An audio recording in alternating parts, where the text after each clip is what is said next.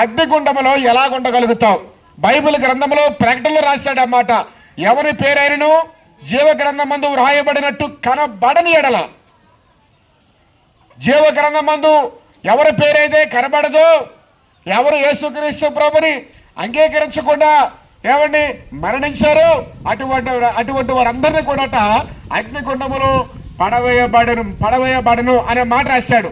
పడవేయబడిన అనే మాట కంటే మనము చేసిన పాపమే మనల్ని అగ్నిగుండములో పడవేస్తుంది అనే మాట సత్యం.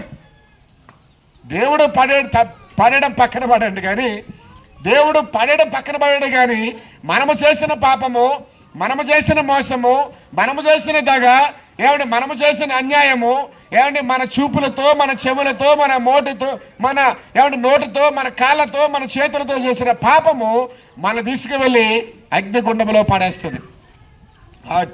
అగ్నిగుండం నుండి నువ్వు రక్షణ పడాలి అంటే అగ్నిగుండం నుండి బయట పడాలి.